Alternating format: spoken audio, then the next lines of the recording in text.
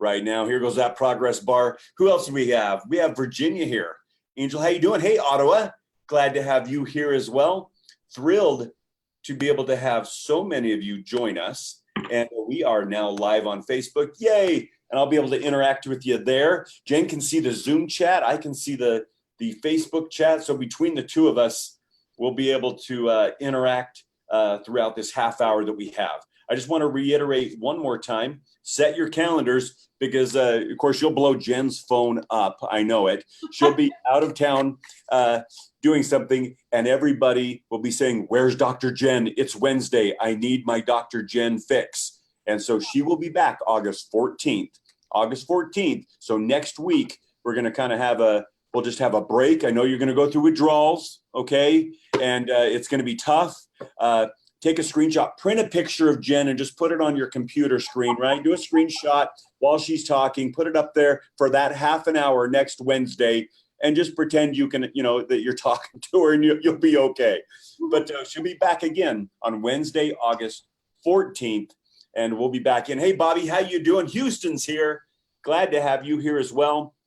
Again, a great group of people here, Jen, with us today, and excited to see what we're going to say today. I'm always excited to hear what you have to say. And with that, we are straight up. We love to start these things on time, and we love to give you every minute that we can possibly give you. And so with that, I want to turn the time over to our special guest speaker. We love her. She has been such a blessing and an asset here at Euphoria, not just talking about SNPs, but really being able to talk about all things health and lifestyle as well. And so with that introduction, let me turn the time over to my next door neighbor today, Dr. Jen Myers. Jen, go ahead.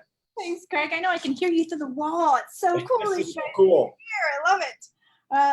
Yeah, so I came over here so I could, because Craig's distracting. I want to chat with him and stuff. So I figured if I want to keep myself on task, I better come over here and lock myself in my other office. So hi, everybody. Thanks for being here. I appreciate it. I'm sorry I'll be out of town next week, but I'll be speaking at a symposium. So I will not be able to do the show, but we'll be back the following week. So keep me in your thoughts, and we'll continue on after that. So today, guess what we get to talk about today? Cardiovascular, right? Heart health. How important is the health of our heart? Think about that.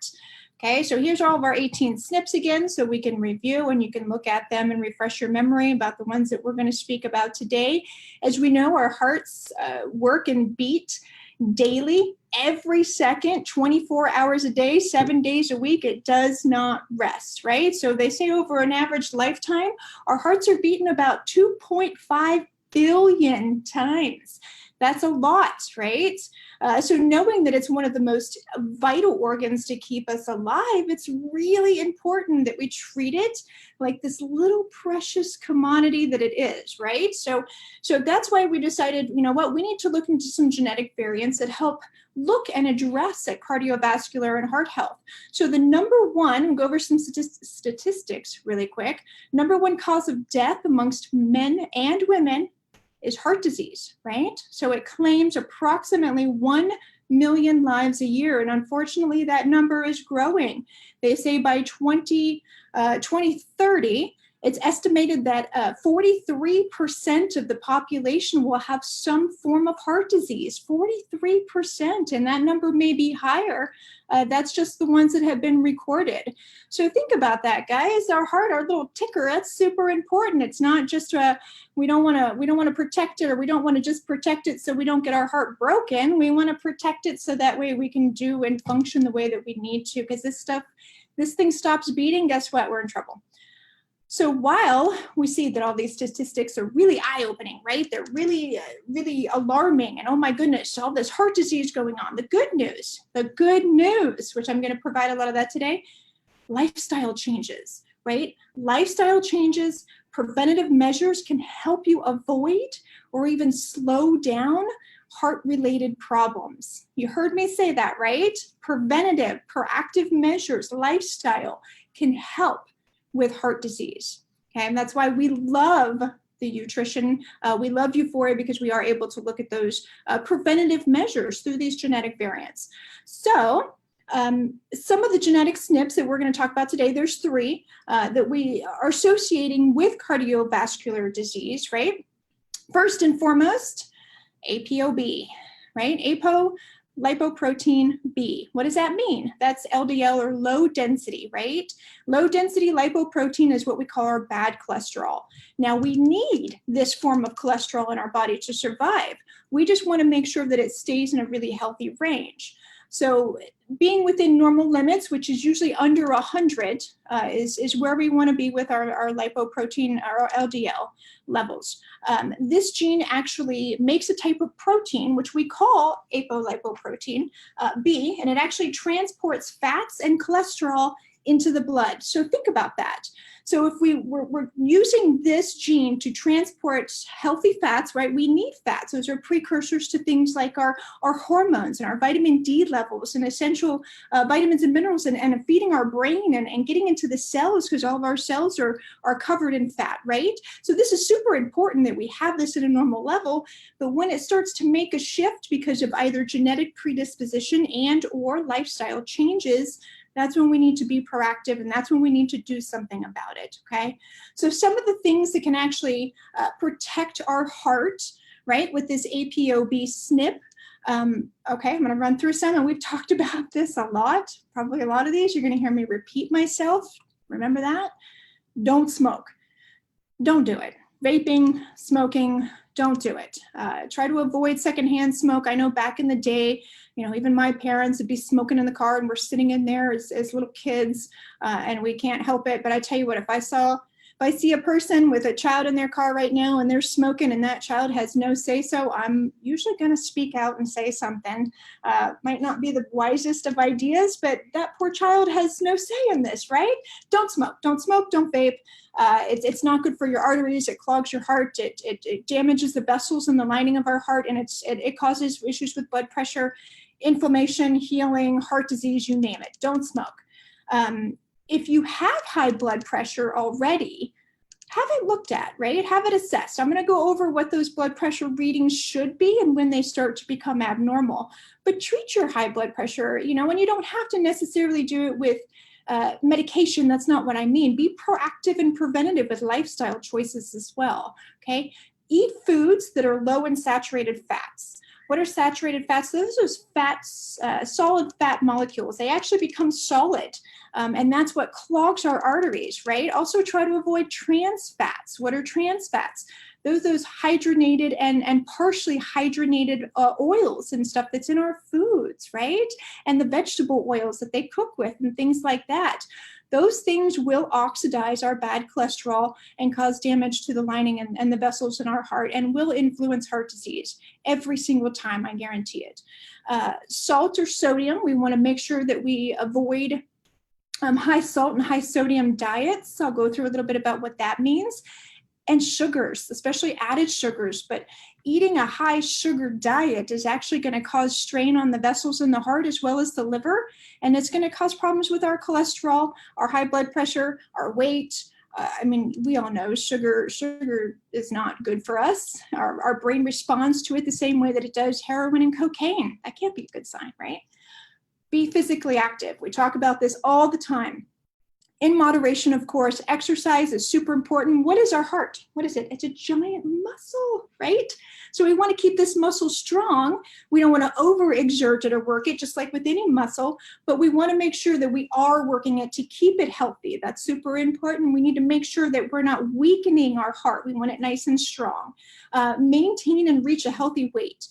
Whatever that means for you. I tell people all the time, BMI is kind of irrelevant to me. I want to make sure somebody feels good and looks good in their skin. That's what's important to me. So making sure that you maintain a healthy weight level for your age, your height, your gender, all that stuff. Control your blood sugars, and that just doesn't apply to diabetics.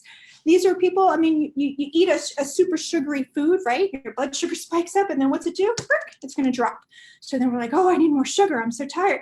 You eat something else, it brings it up, and then it drops. This causes damage to our vessels. So we need to make sure that we can maintain a healthy blood sugar. Go see your physicians, your practitioners, your healthcare providers. Get a yearly checkup. Get some blood work done. Have your blood pressure taken. that's important. We want to have at least a baseline and understand where we are within predispositions, or even where we are with our own health. Get your euphoria genetics done, look at your predispositions, and take your nutrition, right? We got to add that into the mix, because that's having that knowledge is power. Having the understanding that, okay, yes, there's some heart disease in my family, and I do have this genetic predisposition, but guess what? I understand that now, and now I can take these lifestyle and preventative and proactive measures to help maintain a healthy heart. We can't always avoid everything, and I understand that, but if you can decrease the incidence of this happening, I just said, what's the number 1 killer amongst men and women? Heart disease. Let's bring that number down, right? We want to bring it down. The next SNP is our CYP11B2, the aldosterone synthase, which talks about healthy blood pressure. This maintains proper fluid levels by maintaining the proper levels of aldosterone. And that works on our sodium and our water levels, right? So we want to make sure that those are nice and balanced, so that way we don't have this influx, and now we have pressure on our vessels in our heart, and it causes our blood pressure to go up, right? So what are some healthy blood pressure ranges? What's normal? 120/80 and below. Not too low, but 120/80 and below is considered within a normal healthy blood pressure range. What's pre-hypertensive is anything that is over 120, so 120 to 130 on the systolic, which is the top number, that 120 that Craig has there. Diastolic is the bottom number. We want that to be, if it's over 80, so anything over 130, and then anything over 80 on the bottom number is considered pre-hypertensive. Stage 1 high blood pressure or hypertension is actually where systolic, or that top number, is 140 and over, and that diastolic, or that bottom number, is 90 or over. Okay, stage 2 high blood pressure or hypertensive is where the systolic, or that top number, is well over 140, and that diastolic is well over 90. We've seen it, I see it all the time. I had somebody come in with 190/100. Holy moly, not good, right? We don't want that much pressure constantly on our heart, because it's going to weaken it. And then we're going to increase our risk for heart disease. And then if we have a genetic predisposition for it on top of that, it's going to make it even worse. And it's going to increase our risk. And like I've said in the beginning of this, we're already at such a high risk for heart disease. We don't want to influence that anymore. So what are some causes? Okay, so what can cause high blood pressure, right? That's kind of important to know. High salt diet, again, and I'm going to repeat myself several times in these SNPs here. High salt diet. Table salt, not the best thing to use. Himalayan salt, Redmond sea salt, those kind of salts are healthy for us. Our body absorbs them and uses it better. Table salt, not so much. Canned foods, frozen foods, and I don't mean frozen vegetables. I mean those frozen, what do you call them? Like TV dinners, I guess they used to call them.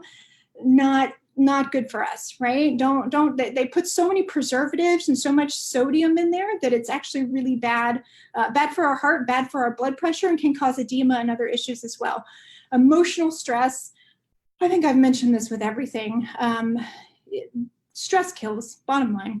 Being stressed out constantly puts a lot of pressure on our heart and other parts of the body as well, other organs, but it definitely puts a lot of pressure on our heart. It can cause us to have tachycardia, can cause us to have high blood pressure, and it can weaken our heart and our vessels. Alcohol. So of course there's recommendations of how much alcohol should be consumed, I should say, which I'll get into that on a daily basis for men and women. Too much alcohol, there's not an alcoholic out there who I don't know I don't know any of them who have low blood pressure. Typically, they all have very high blood pressure if they're an alcoholic. And it's funny because I looked at the definition of an alcoholic and it said something about to consume alcohol. It was something ridiculous. Like, what's the definition of an alcoholic? If you need alcohol to function, you're probably an alcoholic. It's like one of those here's your sign kind of things. That's your sign. Caffeine. I'm not talking about 1 cup of coffee a day.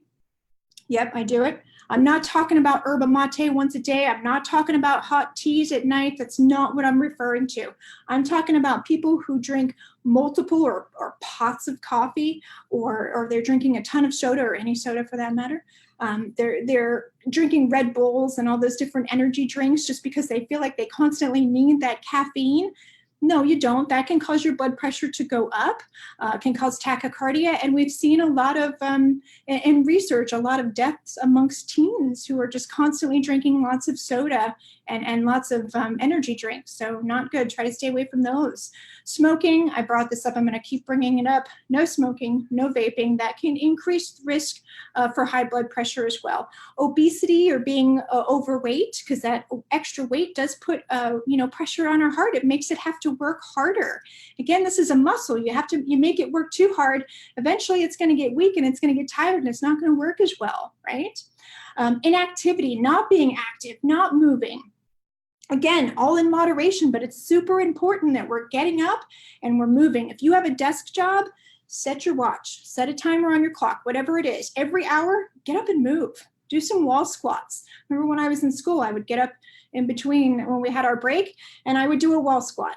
And I would sit there and everybody thought I was crazy and thought I was just trying to be this workout queen, but I'm like, no, I need to get things moving again. I've been sitting too long. So get up and move every hour on the hour, set your timer. I don't care if it's for 2 minutes. I prefer 5 to 10. Get moving. Super important. Do butt squeezes while you're sitting there. I'm sure Craig's over here laughing at me now, but seriously, do something while you're sitting to try to move as much as you can.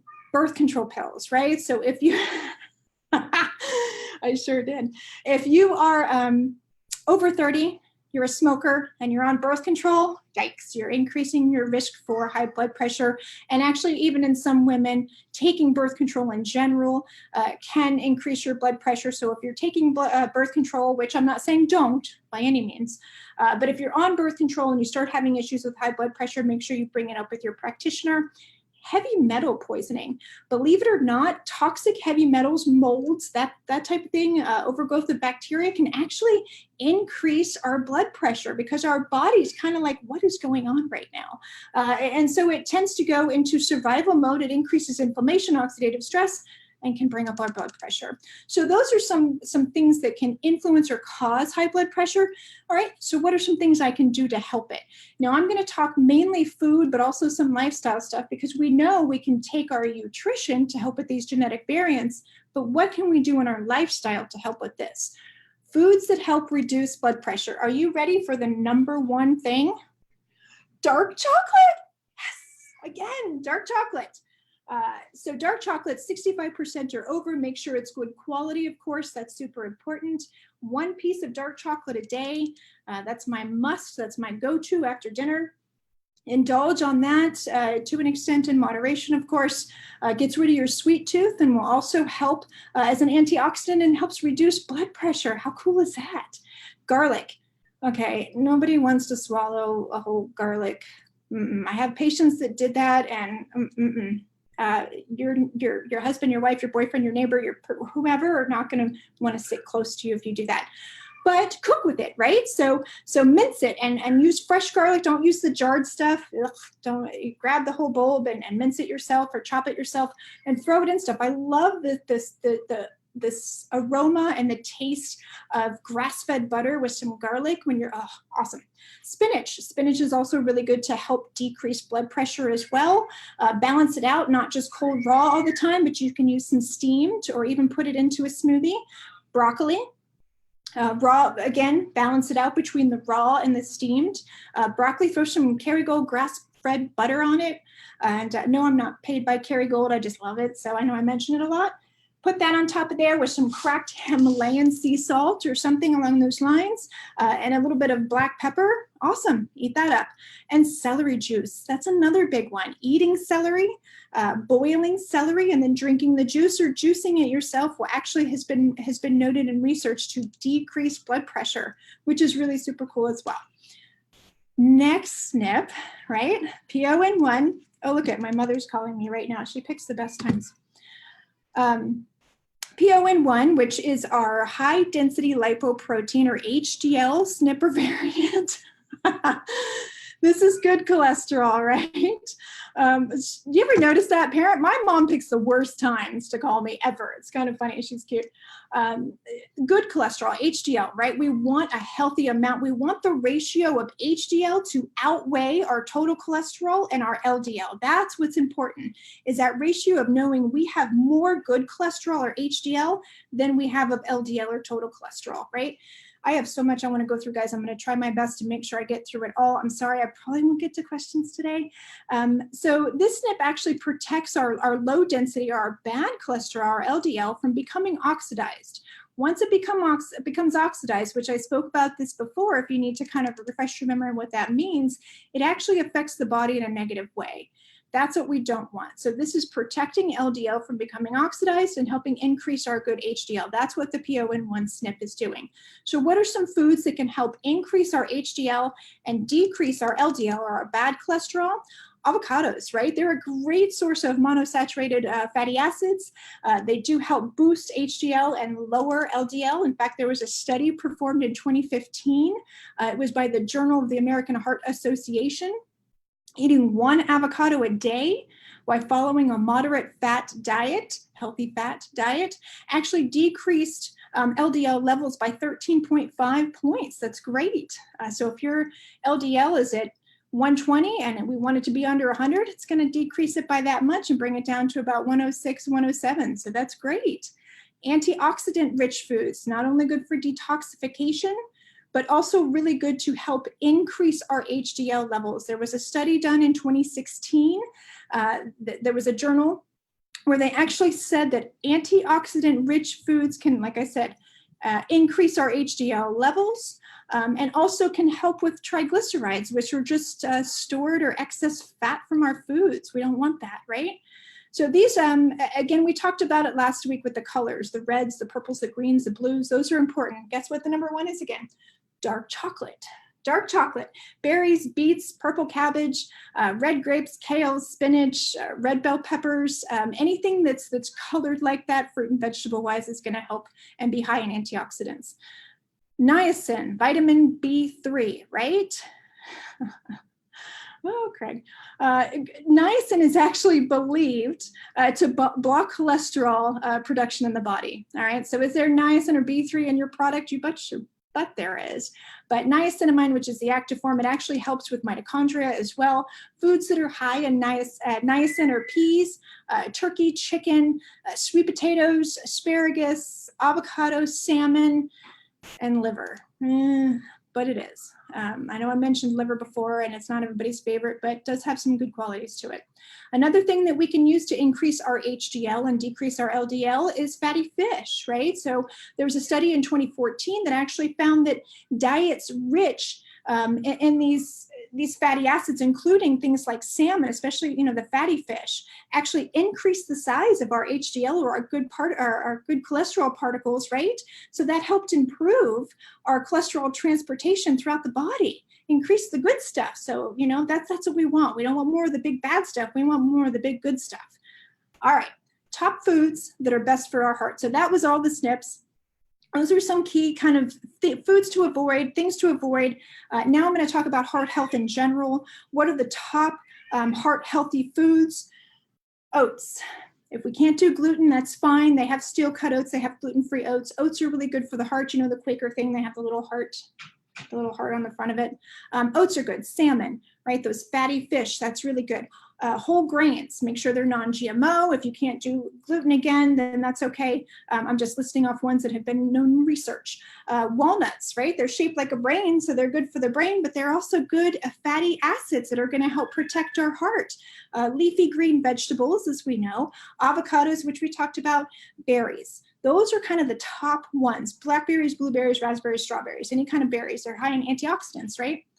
What are the worst foods for our heart, our kryptonite foods, right? The ones that take the superpowers away? Refined carbohydrates, right? Those are found in anything in a bakery. That's your white bread, your pastas, your cookies, your cakes, your muffins, your bagels. Unfortunately, those are foods that make up a pretty big chunk of the Western standard diet, but they do increase the risk for heart disease. In fact, there was a really interesting study that was done in China that said people who have a diet high in mainly these refined carbohydrates were increased, had an increased risk of coronary artery disease or heart disease. And they looked at over 117,000 adults and found this out. So it was a pretty large study. So it wasn't just something small. Soda, don't do it. Don't do it. Diet, I don't care. Don't do any of it. Soda is one of the worst things for your heart. Ditch it, right? Besides being laden with a bunch of controversial chemicals, of course, and unhealthy ingredients, soda is also loaded with what? Sugar, right? So sugar is one of the main culprits of heart disease. So things like candy and things like that, try to avoid those as much as possible. Again, we have that insulin dip and then, increase in dip. So that influx in our insulin levels, which can damage our liver, overload our liver and cause damage to our arteries. Don't want that. Margarine, who remembers margarine? Who remembers like that whole country crock and the little, didn't he talk, I think? So margarine, right? So I think they actually found plastic in margarine. I don't even think margarine is a food. I think it's just a thing. It's usually high in those trans fats, which is a type of fat that actually a lot of food manufacturers use to enhance the flavor of foods and actually increase its shelf life. And it's at the cost of your health. Remember that, no margarine. Grass-fed Kerrygold butter, no margarine, or grass-fed butter in general. Processed meats, okay, so that's your hot dogs. Don't go to 7-Eleven and buy hot dogs. I had a patient who kept doing that, and I'm like, oh, dude, you gotta stop. That's so gross. So processed meats, watch for the nitrates, watch for the preservatives and additives. That's your deli meats too, so be cautious with that, right? Because these can actually have a negative effect on our heart health and affect us negatively in a bunch of different ways, including cancer risk. Salty snacks. How everybody loves potato chips and pretzels and popcorn, right? Sounds great. In moderation, please, because these things are chocked full of ingredients that take a serious toll on our health and increase our risk for heart disease. Why? Because they're also loaded with sodium, lots and lots of salt, which can increase our blood pressure, placing extra strain on our heart, causing it to weaken and increase the risk for heart disease. There are other choices out there, guys. I'm not saying you can't enjoy life. You can use other things in life, trust me, that will be sufficient and satisfying. Guys, you can have dark chocolate. You can have dark chocolate. Eat dark chocolate. That will help a lot as well, too. So also make sure that you're using those healthy fats, right? When you're cooking, when you're baking, skip the vegetable oil, peanut oil, canola oil. That's why fast food is so bad. They need to use all these oils that are cheap because they need to feed so many people. This causes our bad cholesterol, our LDL, to oxidize, and then we can't increase our HDL, and then we start to have problems where we're clogging our vessels, and then we look at coronary artery disease. Not good. Use olive oils, use grass-fed butter, use ghee, use coconut oil. Guess what, guys? There's coconut oil, well, it's not Crisco, but shortening now, stay away from the Crisco, that you can use for baked goods, so you still can enjoy things in life. Just alter them. Just get creative, right? Get creative and have fun. Get funky with your recipes and have fun with it and learn new things. Learn about your health and wellness as well.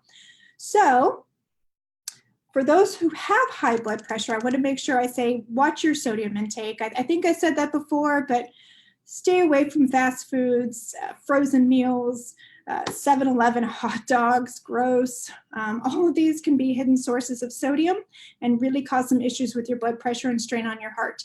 So I know I have 3 minutes. I'm going to go super fast. I'm so sorry. Cardiovascular is such a huge topic, right? Obviously, it's the #1 killer of men and women, so it's a huge topic. So some other tips for protecting your heart, right? So filling your plate with all these good foods is good, but there's other things that you can do. And also you can't just eat like 5 walnuts a day and be like, I'm protecting my heart, I'm good. Now I'm gonna go have McDonald's. Doesn't work that way. Or light your cigarette up after you eat a couple, walnuts. Doesn't work that way. So what are some things we can do? What did I say? Stress. Stress is a big, big, big influence on heart health, right? So meditation, deep breathing, aromatherapy. I understand we can't take away those life stressors, but just let's learn how to deal with it a little bit easier if we can. Kind of just co-manage and get ourselves out of these stressful situations.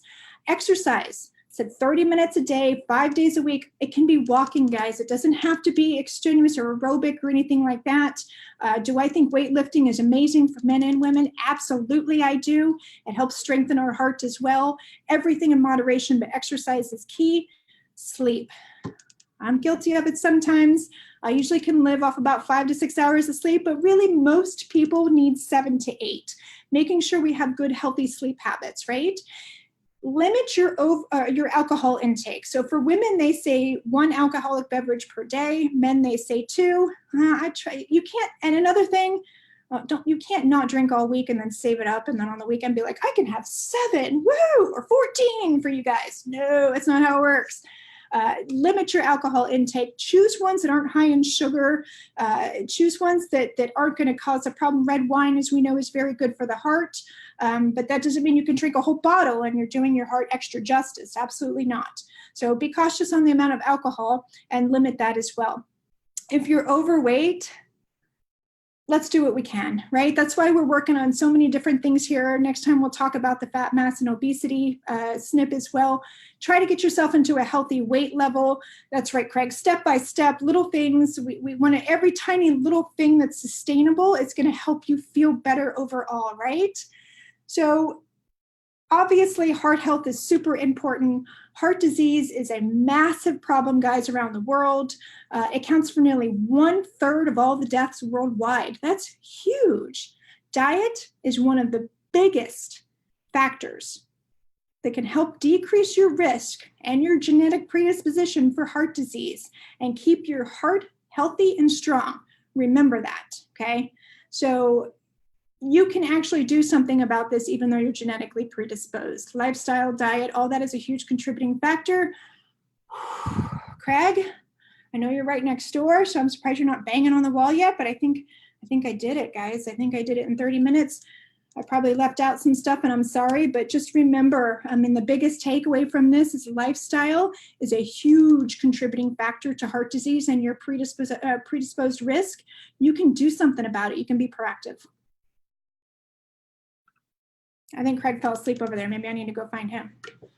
Oh, I was just taking so many notes of all the things that I needed to change in my diet. And I wrote down so many cool things that I need to add and start doing and improving. And dark chocolate's at the very top of the list. By the way, you notice she said that at least 3 times. And so, but who's counting, right? Hey, what a blast. I know everybody's screaming, more, more, more. And so I know, again, you guys are going to go through withdrawals. Remember, next week, tell your friends and family, please do not ping Jen's social media account saying, where are you? It's time, you're late.